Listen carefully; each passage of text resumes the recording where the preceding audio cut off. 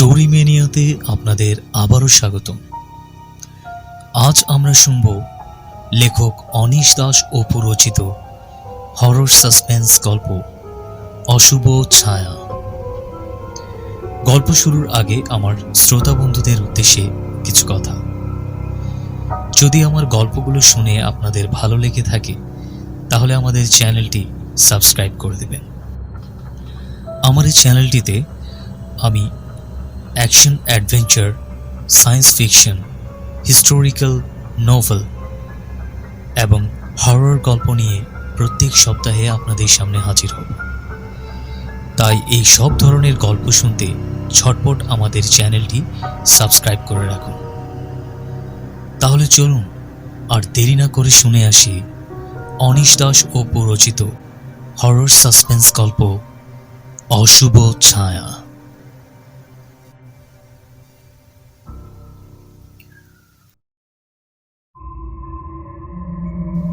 আনুবিসের বিশাল মূর্তি দাঁড়িয়ে আছে অন্ধকারে।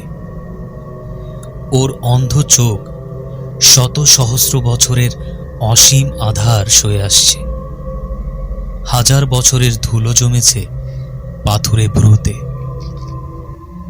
গুহার স্যাঁতস্যাঁতে হাওয়া বিকট মূর্তির গায়ে সৃষ্টি করেছে কালের ক্ষত। তবে পাথরের ঠোঁট দুটোর পৈশাচিক হাসির ভয়াবহতাকে ম্লান করতে পারেনি একটু, যেন জ্যান্ত দানব একটা। কিন্তু শিয়াল দেবতা আনুবিস নিষ্প্রাণ একটা পাথরের মূর্তি ছাড়া কিছুই নয়। এই দেবতার যারা পূজা করত সেই পূজারীরা মরে কবে ভূত হয়ে গেছে।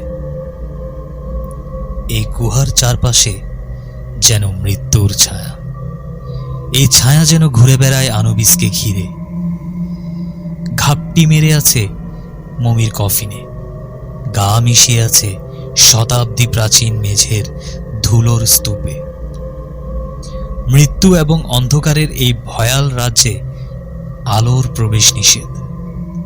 গত 3000 বছরে এখানে আলোর একটি রেখাও দেখা যায়নি, কিন্তু 3000 বছর পর আজ দেখা গেল।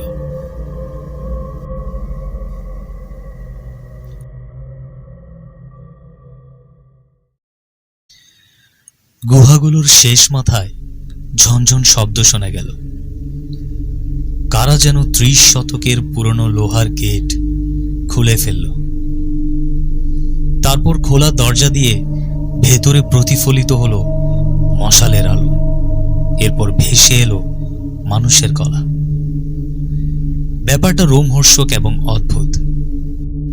গত 3000 বছরে এই কালো এবং ঘুটঘুটে অন্ধকার সমাধি স্তম্ভে আলোক রেখার কোনো প্রবেশ ঘটেনি। গত 3000 বছরে ধুলোয় ধূসরিত মেঝেতে পড়েনি কারো পায়ের ছাপ। গত 3000 বছরে এই গুহার প্রাচীন বাতাস বয়ে আনেনি কোনো মনুষ্য কণ্ঠ। এ গুহায় শেষ আলোক রেখা বিচ্ছুরিত হয়েছিল আস্ত এর সন্ন্যাসীর হাতের মশাল থেকে। ধুলোয় শেষ পায়ের ছাপ পড়েছিল মিশরীয়দের। শেষ কণ্ঠটি শোনা গিয়েছিল নীল নদের এক পূজারীর। কিন্তু আজ হঠাৎ ওই গুহামুখ আলোকিত হয়ে উঠেছে বৈদ্যুতিক মশালের আলোয়।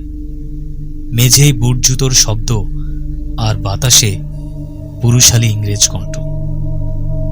মশালের আলোয় মশালবাহীর চেহারা দেখা গেল। মানুষটি লম্বা এবং রোগা। বাঁ হাতে ধরা পার্চমেন্ট কাগজের মতোই তার চেহারায় বয়সের রেখা সুস্পষ্ট। ভদ্রলোকের মাথার চুল যেন কাশফুল। কোটরাগত চোখ আর হলদেটে ত্বক তাকে বুড়ো মানুষের কাতারে ফেললেও ঠোঁটে ঝুলে থাকা হাসিতে মালিন্য নেই এক বিন্দু।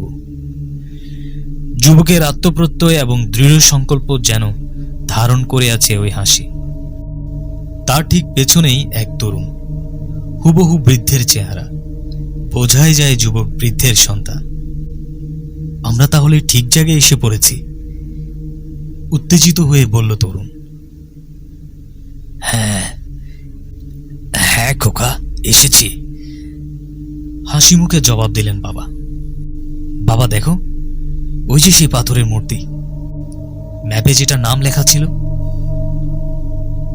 মেঝেতে হালকা পায়ে দুজনে আগে বাড়লেন, মূর্তিটির সামনে গিয়ে দাঁড়ালেন।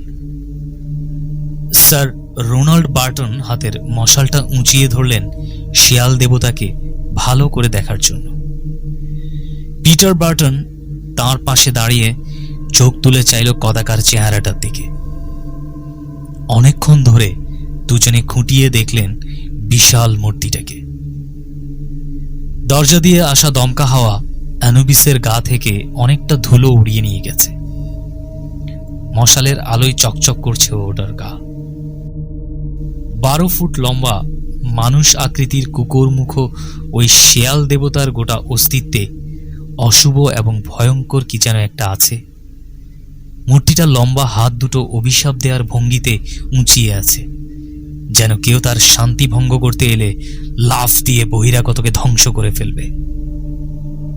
দানব মূর্তির পেছনে উঁকি দিলেন স্যার রোনাল্ড বার্টন।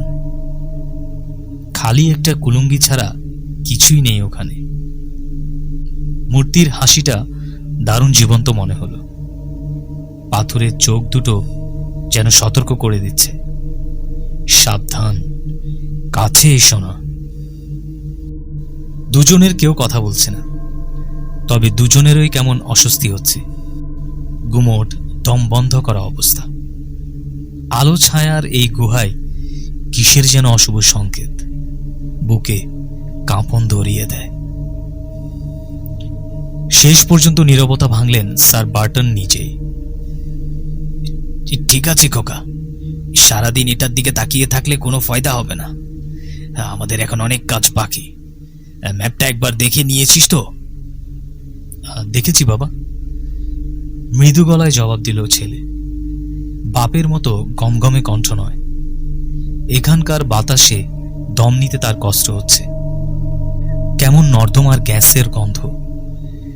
তবে পুঁতি গন্ধটাকে সে সহ্য করে থাকল, কারণ পিটার জানে সে তার বাবার সঙ্গে একটি গোপন সমাধি স্তম্ভে প্রবেশ করেছে, মাটি থেকে 27 ফুট নিচে, 30 শতাব্দীর প্রাচীন এক সমাধি স্তম্ভে। সমাধি আবিষ্কারের আনন্দ কিছুতেই মাথা থেকে অভিশাপের কথাটা বিস্তৃত হতে দিচ্ছে না। এই জায়গার উপর একটি অভিশাপ রয়েছে, আর সেটি জানার জন্যই মূলত এখানে আসা। স্যার রোনাল্ড প্যাপিরাস পার্চমেন্ট ম্যাপটির সন্ধান পেয়েছেন নিনথ পিরামিড খুঁড়তে গিয়ে। কি করে তিনি অভিযানকারী দলের অন্যান্যদের ফাঁকি দিয়ে কাগজখানা হাতড়িয়েছেন কেউ জানে না, কিন্তু যেভাবেই হোক কাজটা করেছেন তিনি। অবশ্য মানচিত্র চুরির জন্য তাকে খুব বেশি দোষ দেওয়া যায় না, কারণ গত 20 বছরে স্যার রোনাল্ড বার্টন অসংখ্য মরুভূমির চুল আঁচড়ানোর মতো আঁচড়েছেন, আবিষ্কার করেছেন বহু পবিত্র ধ্বংসাবশেষ, মর্মোদ্ধার করেছেন কঠিন এবং দুর্বোধ্য সব চিত্রলিপির, কবর খুঁড়ে তুলেছেন কত মমি, স্ট্যাচু, প্রাচীন আসবাবপত্র আর মূল্যবান পাথর। কিন্তু তাতে কি লাভটাই বা হয়েছে?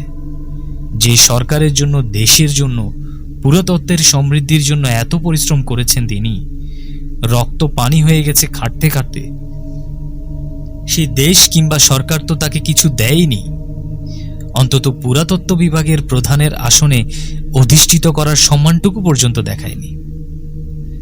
তাহলে শেষ বয়সে খ্যাতি এবং অর্থপ্রাপ্তির আশায় তিনি যদি একটু এদিক সেদিক করেনই, তাহলে কি তার খুব বেশি নিন্দা করা যায়? তাছাড়া মিশরের প্রায় সব পুরাতত্ত্ব বিজ্ঞানীরই মাথায় কম বেশি একটু ছিট আছে। অবশ্য দিনের পর দিন চাঁদি ফাটানো, মগজ গলিয়ে দেয়া রোদ্দুরে দাঁড়িয়ে উত্তপ্ত বালু খননের মতো বিরক্তিকর এবং একঘেয়ে কাজ আর নেই। মস্তিষ্ক রীতিমতো বিদ্রোহ করে, আর মাটির নিচের ড্যাম্প পড়া নিকষ কালো কবরগুলোর ভৌতিক আবহ শুকিয়ে দেয় আত্মা। প্রাচীন ভয়ঙ্কর চেহারা দেবতাদের দিকে তাকানোর ব্যাপারটিও খুব একটা সুখকর নয়। বিশেষ করে বেড়াল মাথার বুপাসিস্ট, নাগ দেবতা সেট এবং সাক্ষাৎ শয়তান আমনরা পিরামিডের সামনে যেভাবে অতন্ত্র প্রহরীর মতো দাঁড়িয়ে থাকে, তাতে এদেরকে অগ্রাহ্য করে পিরামিডের ভেতরে প্রবেশ করার কথা ভাবতে অতি সাহসী লোকেরও বুক কাঁপে। নিষিদ্ধ এই এলাকার বাতাসে মৃত্যুর গন্ধ রক্তে যেন শিহরণ জাগায়, শিরায় শিরায় হেঁটে বেড়ায় কিলবিলে পোকার মতো। স্যার রোনাল্ড শখের বশে কিছুদিন প্রেত তত্ত্ব নিয়ে ঘাটাঘাটি করেছেন। সম্ভবত এই কারণে ভৌতিক ব্যাপারগুলোর প্রতি অন্যদের চেয়ে তার আকর্ষণ একটু বেশি। তাই পার্চমেন্টের ম্যাপটা চুরি করতে তিনি দ্বিধা করেননি। যে কোনো মূল্যে এটা জোগাড়ে তিনি ছিলেন দৃঢ় প্রতিজ্ঞ। এই ম্যাপটি প্রাচীন মিশরের এক সন্ন্যাসীর দখলে ছিল, কিন্তু সন্ন্যাসী মোটেও ভালো লোক ছিলেন না। তিনি প্রেত তত্ত্বের উপর একটি পাণ্ডুলিপি রচনা করেছিলেন। সন্ন্যাসী বলা বাহুল্য ছিলেন প্রেত পূজারী। স্যার রোনাল্ড এই পাণ্ডুলিপি খুঁজে পান সন্ন্যাসীর মমির সঙ্গে, তবে লেখাটি তিনি নষ্ট করেননি। ভয় ছিল যদি অভিশাপ নেমে আসে। স্যার রোনাল্ডের ধারণা যে কোনো কারণেই হোক সন্ন্যাসীর উপর প্রেত দেবতার অভিশাপ নেমে এসেছিল, কারণ মমি করা সন্ন্যাসীর হাত পা চোখ কিছুই অবশিষ্ট ছিল না। যেন নিষ্ঠুর আক্রোশে কেউ হাত আর পা ছিঁড়ে নিয়েছে, উপড়ে ফেলেছে চোখ। তবে এতদিন পরেও ছিন্ন ভিন্ন লাশে পচন ধরেনি। পশু চামড়ায় লেখা ছিল পাণ্ডুলিপি। প্রাচীন মিশরীয় ভাষা জানেন বলে লেখাটিতে পড়তে অসুবিধা হয়নি স্যার বার্টনের। যতই পড়েছেন ততই বিস্মিত হয়েছেন। আগ্রহ বেড়েছে পরের পৃষ্ঠাগুলো পড়ার জন্য। পড়তে পড়তে জানতে পারেন অন্ধকার রাজ্যের এক পিশাচ দেবতার কবরের কথা। এই দেবতা অশুভ আর ধ্বংসের প্রতীক, আলোর ঘোরতর শত্রু, আধারই তার চালিকা শক্তি। পাণ্ডুলিপির মধ্যে স্যার রোনাল্ড একটি ম্যাপ, একটি চার্ট এবং পিশাচ দেবতার গুহায় পৌঁছানোর সমস্ত নির্দেশনাও পেয়েছে।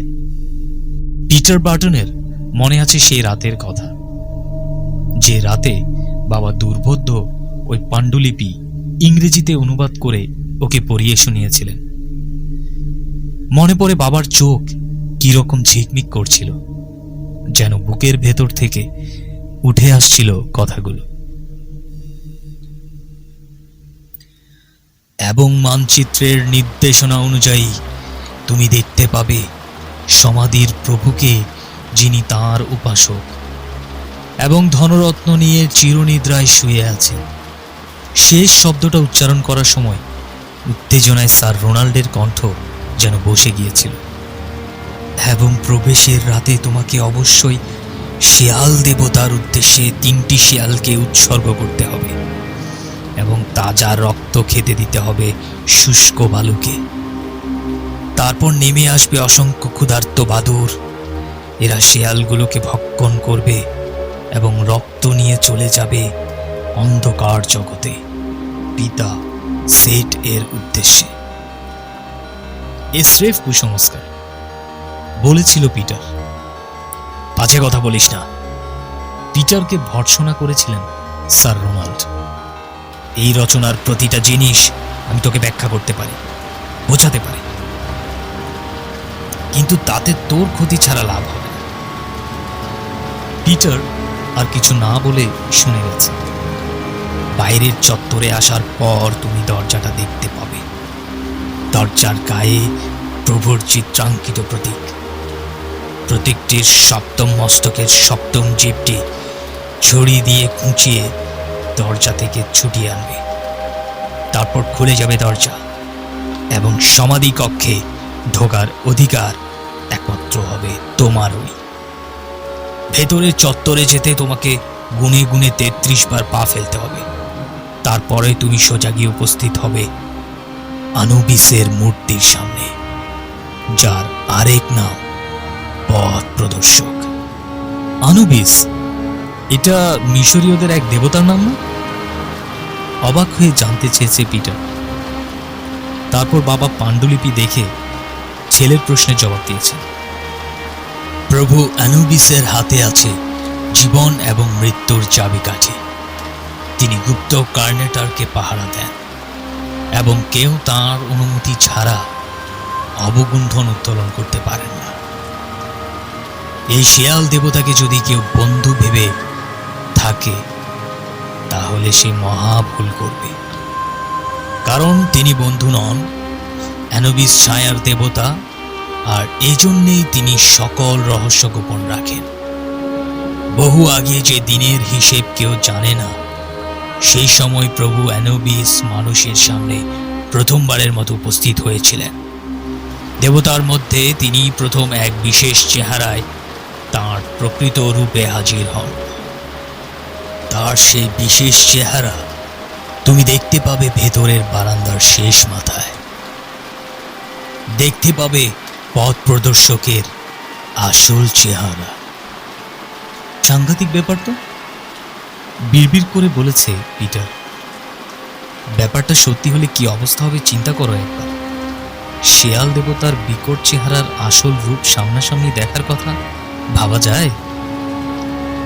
স্যার রোনাল্ড হেসেছেন, শুধু কোনো মন্তব্য করেননি। আবার পড়ায় মনোনিবেশ করেছেন তিনি। দেবতার প্রথম দিকের চেহারা বাকিগুলো থেকে ভিন্ন। দেবতার প্রথম দিকের চেহারা বাকিগুলো থেকে ভিন্ন বর্ণনা করেছে পাণ্ডুলিপি। তবে এই চেহারা দেখা সাধারণ মানুষের জন্য মঙ্গলজনক নয়। তাই পূজারী প্রভুরা যুগ যুগ ধরে তার প্রকৃত চেহারা লুকিয়ে রেখেছেন এবং তার প্রয়োজন অনুসারে তার পূজা করেছেন। কিন্তু এখন আমাদের শত্রুরা ওদের আত্মা পুড়ে মরুক, পচন ধরুক শরীরে, ধর্মীয় আচার অনুষ্ঠানকে অবজ্ঞা করার সাহস দেখালে প্রভু তাঁর প্রতিবিম্ব লুকিয়ে রাখার সিদ্ধান্ত নেন এবং তাঁর মৃত্যুর সঙ্গে তাঁর প্রতিবিম্বকেও কবর দেয়া হয়। শেষের লাইনগুলো স্যার রোনাল্ড আরো দ্রুত পড়ে গেছে। বারবার কেঁপে উঠেছে তার কণ্ঠ। কিন্তু গুহার শেষ মাথায় অ্যানুবিস শুধু এই কারণে একা দাঁড়িয়ে নেই, তিনি আক্ষরিক অর্থেই পথ প্রদর্শক এবং তার সাহায্য ছাড়া কেউ সমাধির ভেতরে প্রবেশ করতে পারবে না। এই পর্যন্ত পড়ে অনেকক্ষণ চুপচাপ থেকেছেন পুরো মানুষটি। কি হলো? অধৈর্য পিটার জানতে চেয়েছে। আমার ধারণা এই শেয়াল দেবতাকে নিয়েও অনেক আজগুবি পূজা অর্চনার কথা আছে, তাই না? স্যার রোনাল্ড কোনো জবাব দেননি। নীরবে কি যেন ভাবছিলেন। পিটার লক্ষ্য করেছে পার্চমেন্ট ধরা বাবার হাত দুটো কাঁপছে। যখন চোখ তুলে চেয়েছেন, ভয়ানক বিমর্ষ লাগছিল তাকে। হ্যাঁ খোকা, ঘর ঘরে গলায় জবাব দিয়েছেন তিনি। ঠিক তাই, আরেক অনুষ্ঠানের কথা বলা আছে ওখানে, কিন্তু ওখানে যাওয়ার আগে নিয়ে মাথা না ঘামালেও চলবে। তার মানে তুমি ওখানে যাবে, জায়গাটা খুঁজে দেখবে? উৎসুক হয়ে শুধিয়েছে ছেলে। অবশ্যই যাব, যেন জোর করে কথাটা বলানো হয়েছিল তাকে। পার্চমেন্টের শেষ ভাগে আবার নজর ফিরিয়ে নিয়েছেন তিনি। কিন্তু সাবধান, অবিশ্বাসীরা কিন্তু এখানে প্রবেশ করলেই মরবে। প্রভু অ্যানুবিসকে পাশ কাটিয়ে সামনে এগুনো হয়তো সম্ভব হবে, তবে তিনি অনুপ্রবেশকারীকে বাইরের পৃথিবীতে ফেরত যেতে দেবেন না। মনে রেখো, অ্যানুবিস এক অদ্ভুত দেবতা, যার মধ্যে রয়েছে এক গোপন আত্মা। স্যার রোনাল্ড এই কটা লাইন অস্ফুটে খুব দ্রুত পড়ে কাগজটা ভাঁজ করে ফেলেছেন। কিছুক্ষণ পর তিনি আলোচনার মোড় ভিন্ন প্রসঙ্গে ঘুরিয়ে নেন, যেন এই ব্যাপারটাকে ভুলে থাকতে চাইছেন।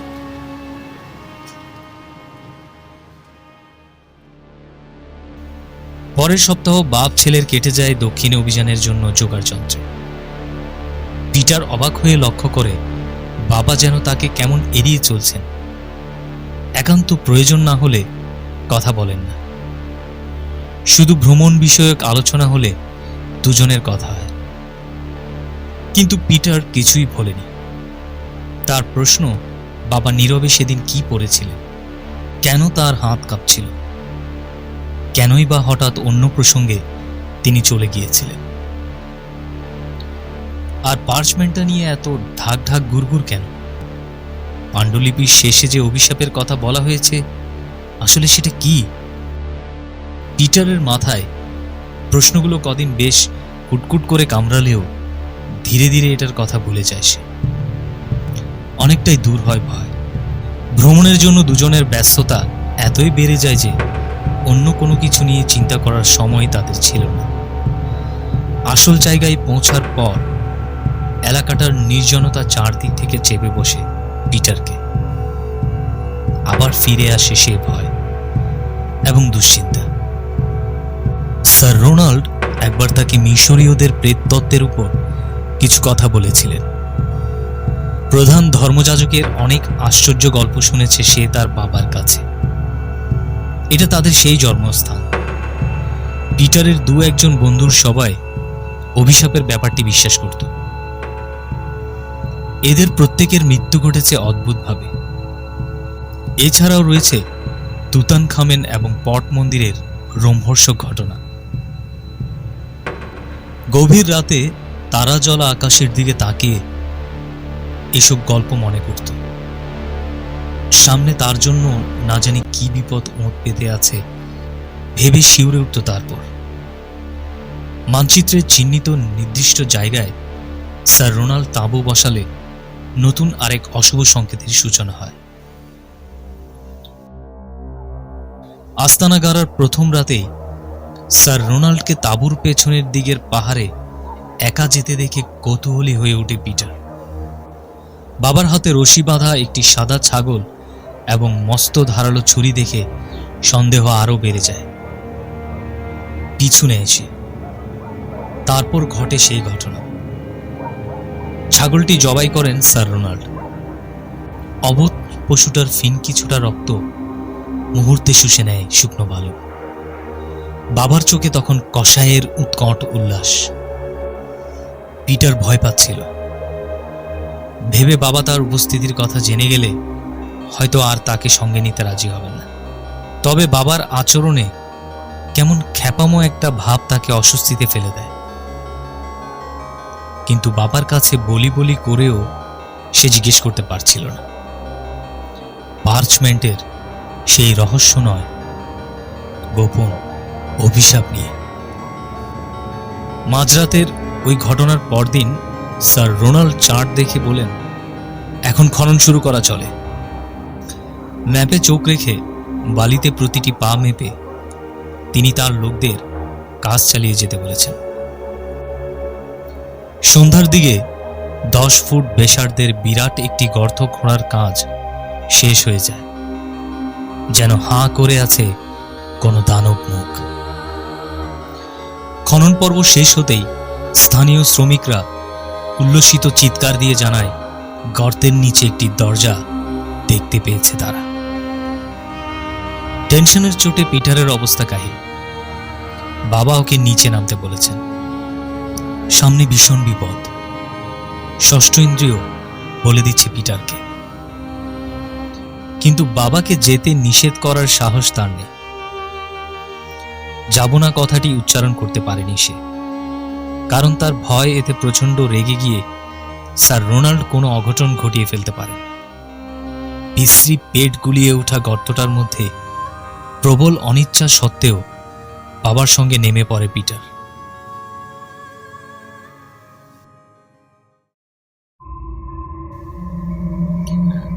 পাণ্ডুলিপিতে বর্ণিত দরজায় ছিল ওটা।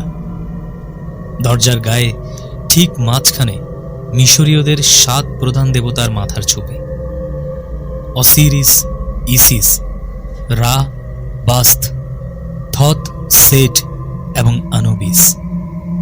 তবে সবচেয়ে ভয়ঙ্কর ব্যাপার 7টা মাথার অধিকারী 7 জন নয়, 1 জন। আর ওটা কোনো মানুষের শরীরও ছিল না। ভয়াবহ এই আকৃতির সঙ্গে তুলনা করার মতো উপমা বোধ হয় মিশরীয় কোনো বইতেও নেই। অন্তত ওই মুহূর্তে পিটারের কিছু মনে পড়েনি। 7 মাথার ভয়ঙ্কর জিনিসটা দেখা মাত্র ভয়ে প্রায় জমেই যাচ্ছিল পিটার। আতঙ্কের অক্টোপাস যেন চারপাশ থেকে ওকে ত্বরিত গতিতে চেপে ধরেছিল। 7 মাথার নিচের অংশটার যেন দ্রুত রূপান্তর ঘটছিল, মনে হচ্ছিল গলে যাচ্ছে। অবিশ্বাস্য এবং অদ্ভুত সব আকার ধারণ করছিল এটা।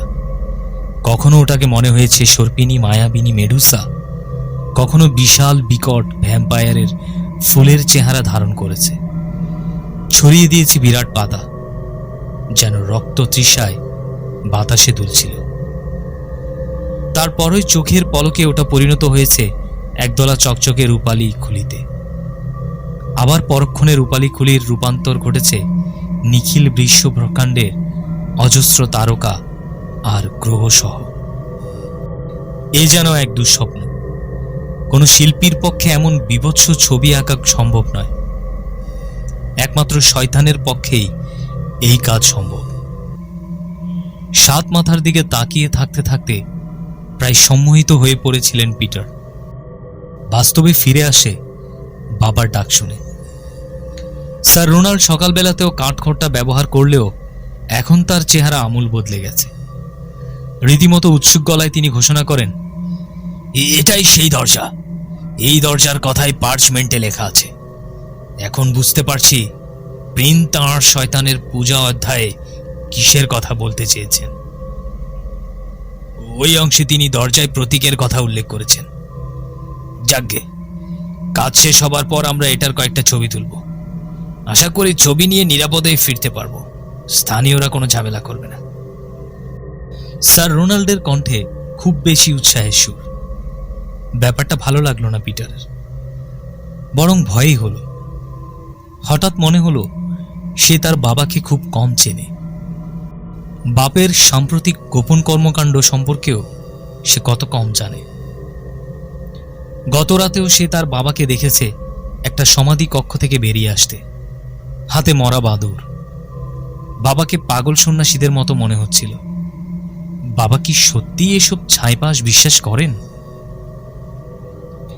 এখন বিজয় উল্লাস বৃদ্ধের কণ্ঠে, ছুরিটা নিয়েছি, পেছনে যাও।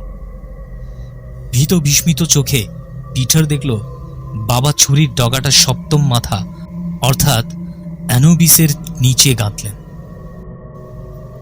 খরখর শব্দ হলো। তারপর কুকুরমুখ মাথাটা ধীরে ঘুরে যেতে লাগলো, যেন গোপন কোনো হাতলের সাহায্যে। ঝনঝন শব্দে খুলে গেল দরজা। প্রতিধ্বনিটা অনেকক্ষণ রইল।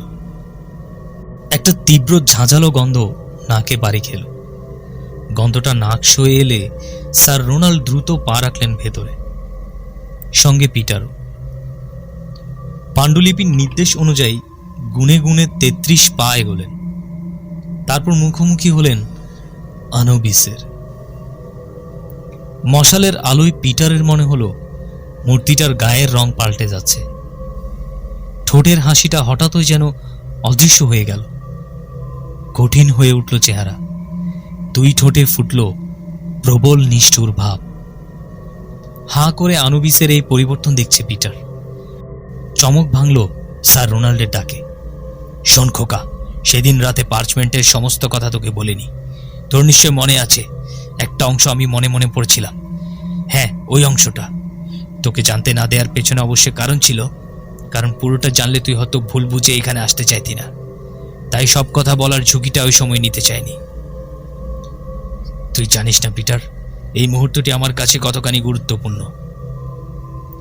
বহু বছর আগে আমি এমন সব গোপন বিষয় নিয়ে পড়াশোনা করেছি যা অন্যের কাছে স্রেফ আজগুবি কুসংস্কারাচ্ছন্ন ব্যাপার ছাড়া অন্য কিছু নয়। কিন্তু আমি এসব বিশ্বাস করতাম। প্রতিটি বিস্মিত কর্মের পেছনে একটি নগ্ন সত্য থাকে। বিকৃত ঘটনাও বৈধতা পেয়ে বাস্তবতায় নতুন ধারণা সৃষ্টি করতে পারে।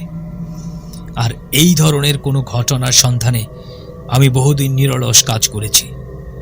বিশ্বাস করতাম এরকম কোনো সমাধি যদি আবিষ্কার করতে পারি, তাহলে গোটা বিশ্বকে প্রমাণ এবং যুক্তি দিয়ে বোঝাতে সমর্থ হব। এই মূর্তির মধ্যে সম্ভবত গোপন প্রেত পূজারীর মমি রয়েছে। তবে তার জন্য আমি আসিনি। আমি এসেছি তাদের জ্ঞানের সন্ধানে, যে জ্ঞান তাদের সঙ্গে একই সময় কবর দেয়া হয়। এসেছি সেই প্যাপিরাসের পাণ্ডুলিপির খোঁজে, যাতে আছে নিষিদ্ধ গোপন সব তথ্য ও জ্ঞান, যার কথা পৃথিবীর মানুষ কখনো জানার সুযোগ পায়নি। জ্ঞান এবং ক্ষমতা। আমি ব্ল্যাক টেম্পলের কথা পড়েছি সেই গভীর ধর্মবিশ্বাসের কথা, যে ধর্মকে পরিচালনা করতেন পার্চমেন্টে উল্লেখিত প্রভুরা। তারা জাদুটনা করার মতো সাধারণ সন্ন্যাসী ছিলেন না। তারা এই ভূলোক ছেড়েও দুলোকে বিচরণ করতেন। তাদের অভিশাপকে সবাই ভয় পেত, আশীর্বাদকে করত সম্মান। কেন? কারণ তাদের জ্ঞান ভাণ্ডার অসীম ছিল বলে। বিশ্বাস কর পিটার, এই সমাধির মধ্যে আমরা যে গোপন তথ্যের খোঁজ পাব, তা দিয়ে অর্ধেক পৃথিবীকে রাজত্ব করতে পারব। মৃত্যুরশ্মি, তীব্র বিষ, প্রাচীন গ্রন্থ আর জাদুবিদ্যার সম্মিলিত শক্তি দিয়ে আবার অন্ধযুগের দেবতাদের পুনর্জন্ম ঘটাতে পারব। ভাব একবার ব্যাপারটা। এই ক্ষমতার অধিকারী যে কেউ গোটা দেশকে হাতের মুঠোয় পুরে রাখতে পারে শাসন করতে এবং তার শত্রুদেরকে ধ্বংস করতে। সে জ্ঞান ব্যবহার করবে। তার থাকবে অজস্র ধনরত্ন, সম্পদের পাহাড়, বিলাস বৈভব, হাজার সিংহাসনের বিপুল সমারোহ। বাবা নির্ঘাত পাগল হয়ে গেছে, ভাবল পিটার। ঝেড়ে দৌড় দেওয়ার ইচ্ছে হলো। এই ভয়াল অন্ধকার জগৎ থেকে বেরিয়ে সুনীল আকাশ দেখার প্রচণ্ড তৃষ্ণা অনুভব করল সে। খাঁটি তাজা হাওয়ার বুক ভরে শ্বাস নেওয়ার আকাঙ্ক্ষায় আইঢাই শুরু করলো তার ফুসফুস। এই মৃত শতাব্দীর ধুলাবালির কবল থেকে মুক্তি চায় সে। দৌড় দিয়েও ছিল পিটার, কিন্তু স্যার রোনাল্ড খপ করে ওর কাঁধ চেপে ধরলেন, টান দিয়ে ওকে ঘোরালেন তার দিকে। তুই দেখছি আমার কথা কিছুই বুঝতে পারিসনি, বললেন তিনি। ঘটে হলুদ পদার্থ থাকলে অবশ্য বুঝতি। যাগ্গে, তাতে কিছু আসে যায় না। আমি আমার মিশন সম্পর্কে নিশ্চিত, তুইও হবি। তবে আগে আমাকে প্রয়োজনীয় কাজগুলো সেরে ফেলতে হবে। এখন তোকে পার্চমেন্টের সেই অংশটা, যেটা আমি পড়ে শোনাইনি, তাতে কি লেখা ছিল বলবো। পিটারের মস্তিষ্ক যেন সতর্ক ঘণ্টি বেঁচে উঠল। কে যেন বলতে লাগলো, পালাও পালাও। কিন্তু স্যার রোনাল্ড ওকে শক্ত মুঠোয় চেপে ধরে আছেন। পালাবার উপায় নেই। তার গলা কাঁপছে। যে অংশের কথা আমি বলছি তাতে লেখা ছিল কিভাবে এই মূর্তি হয়ে সমাধিতে ঢুকতে হবে। মূর্তির দিকে চেয়ে থেকে লাভ নেই, নতুন কিছু আবিষ্কার হবে না। আর এর মধ্যে গোপনীয়তা বলেও কিছু নেই। দেবতার এই শরীরে কোনো যন্ত্রাংশও নেই। মহাপ্রভু এবং তার উপাসকরা এসব কাঁচা কাজ করতে যাননি। সমাধিতে ঢোকার রাস্তা একটাই, দেবতার শরীরের মধ্য দিয়ে প্রবেশ করতে হবে। আনুবিসের মুখোশের মতো ভয়ঙ্কর দর্শন চেহারাটার দিকে আবার তাকালো পিটার। শেয়াল মুখটাতে ধূর্ততার ছাপ সুস্পষ্ট, নাকি স্রেফ আলো ছায়ার খেলা? কথাটা অদ্ভুত শোনালেও সত্যি, বলেই চলেছেন স্যার রোনাল্ড। তোর নিশ্চয় মনে আছে, পার্চমেন্টে এই মূর্তিটিকে অন্য সবার থেকে আলাদা বলা হয়েছে। কিন্তু আনুবিস কি করে পথ প্রদর্শক হলো, আর এর গোপন আত্মার ব্যাপারটি বা কি? পরের লাইনে অবশ্য এই কথার জবাব আছে। মনে হয় মূর্তিটি একটি পিভট এর উপর ভর করে ঘুরতে পারে, আর ওটার পেছনের একটা অংশ খুলে ফাঁকা হয়ে যায়। সংযোগ ঘটে সমাধির সঙ্গে। কিন্তু এটা তখনই সম্ভব হবে যখন মূর্তির মধ্যে জাগবে মনুষ্য সচেতনতা। আমরা আসলে সবাই পাগল, ভাবল পিটার। আমি, বাবা, প্রাচীন সন্ন্যাসীরা, এমনকি এই মূর্তিটাও। সমস্ত অশুভ যেন এক গিট্টুতে বাঁধা। এর অর্থ একটাই, আমি দেবতার দিকে তাকিয়ে নিজেকে সম্মোহিত করব। ততক্ষণ পর্যন্ত সমাহিত থাকব যতক্ষণ পর্যন্ত না আমার আত্মা এই মূর্তির শরীরে প্রবেশ করে এবং সমাধি স্তম্ভের প্রবেশদ্বার খুলে যায়। ভয়ের ঠান্ডা একটা স্রোত যেন জমিয়ে দিল পিটারকে। তবে এটাকে উদ্ভট কোনো চিন্তা ভেবে অবজ্ঞা করিস না।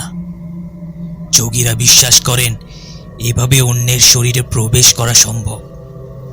আত্মসম্মোহন সব জাতির মধ্যে স্বীকৃত একটি বিষয়, আর সম্মোহন বিদ্যা একটি বৈজ্ঞানিক সত্য। হাজার বছরেরও আগে এই সত্যের চর্চা হয়ে আসছে। প্রাচীন সন্ন্যাসীরা সম্মোহনের ব্যাপারটি খুব ভালো জানতেন, আর আমিও এখন তাই করতে যাচ্ছি। নিজেকে সম্মোহন করব আমি, এবং আমার আত্মা বা সচেতনতা মূর্তির মধ্যে ঢুকে যাবে, আর আমি তখনই শুধু সমাধি স্তম্ভ খুলতে পারবো। কিন্তু ওই অভিশাপ, বিড়বিড় করে বলল পিটার। অবিশ্বাসীদের সম্পর্কে ওতে কি বলা হয়েছে তুমি তো জানোই।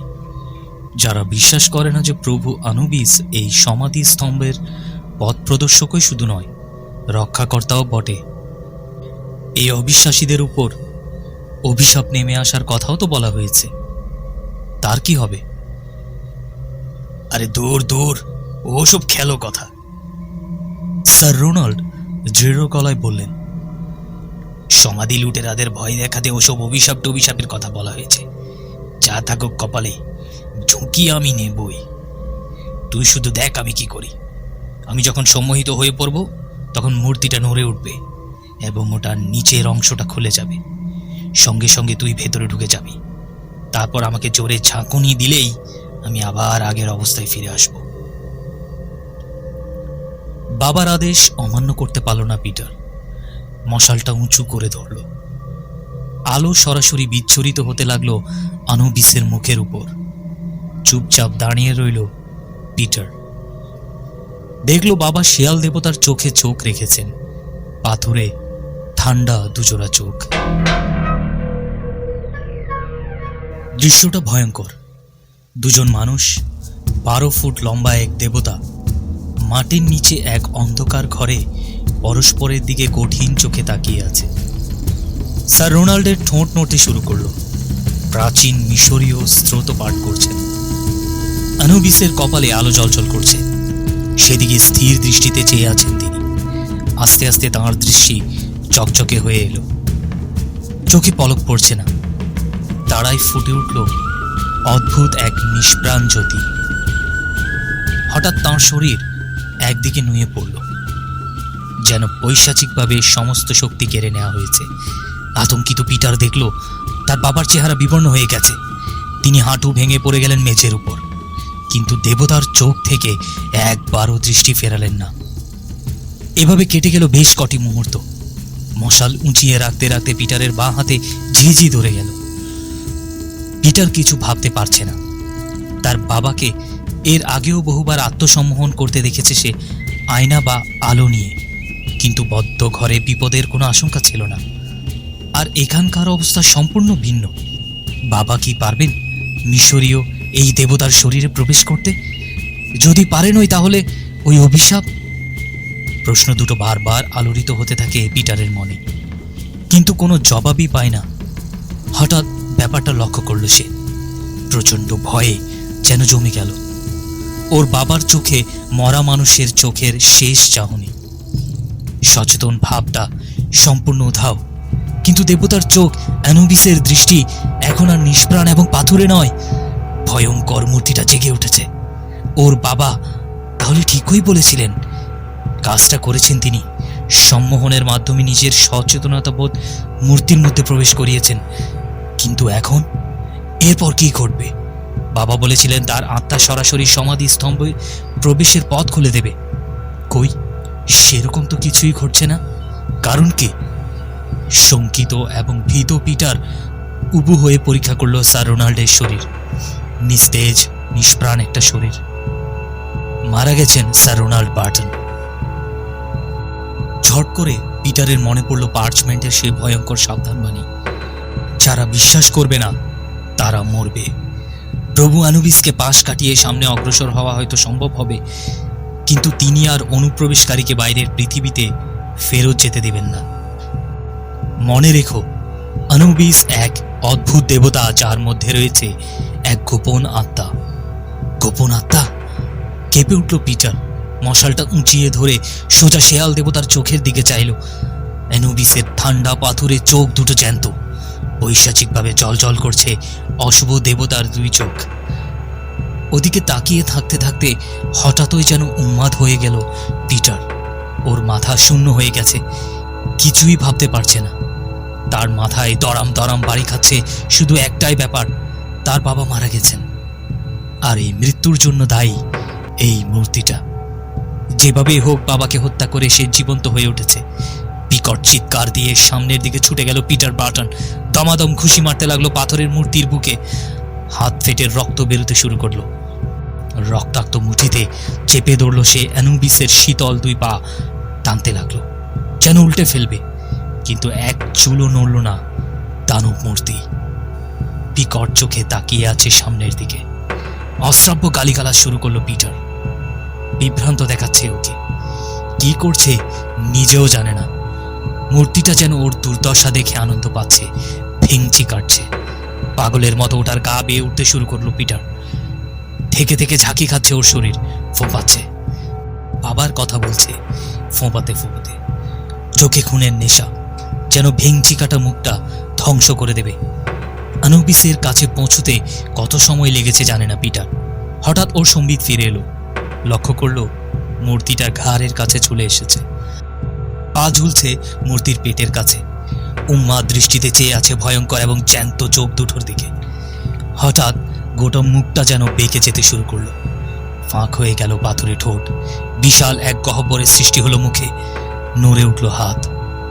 লম্বা প্রসারিত হাত দুটোর আঙ্গুলগুলো বাঁকানো, যেন ছোবল দেবে কাল নাগিনী। বিদ্যুৎ বেগে হাত দুটো পিটারকে শক্ত পাথুরে বুকের সঙ্গে মরণ আলিঙ্গনে বেঁধে ফেলল। পরক্ষণে আঙ্গুলগুলো চেপে বসলো ওর গলায়। হাঁ করা মুখটা নেমে এলো নিচে। ধারালো দাঁতে কামড় বসালো পিটারের ঘাড়ে।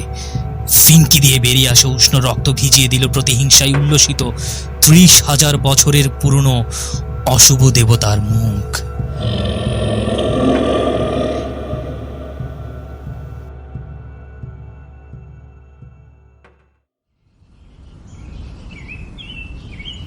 পরদিন স্থানীয় লোকেরা পিটারের রক্তশূন্য হাড় ঘোড় ভাঙা লাশটা আবিষ্কারের করল আনুবিসের পায়ের নিচে।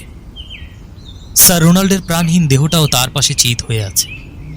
দেবতার অভিশাপের ভয়ে সমাধিতে ঢোকার সাহস কারো হলো না, বরং দরজা বন্ধ করে যে যার বাড়ি ফিরে গেল। তারা বলল, বুড়ো এবং তরুণকে ইফেন্দি হত্যা করেছে, আর এই মৃত্যু স্বাভাবিক ছিল, কারণ দেবতা আনুবিস অনুপ্রবেশকারীদের সহ্য করেন না। সবাই চলে যাবার পর আবার কবরে নিস্তব্ধতা এবং অমাবস্যার কালো অন্ধকার নেমে এলো পাতাল ঘরটিতে। স্থানীয়রা এখানে চলে যাবার আগে দেখে গেছে অ্যানুবিসের নিষ্প্রাণ পাথুরে মূর্তির চোখে জীবনের কোনো আভাস নেই। কিন্তু মৃত্যুর আগে পিটার বার্টন যা জেনে গেছে তা কেউ জানতে পারেনি, কোনোদিন জানবেও না। মৃত্যুর আগ মুহূর্তে পিটার দেখেছে আনুবিসের পৈশাচিক পাথুরে চোখের জায়গায় ছলছল করছে ওর বাবার দুই চোখ।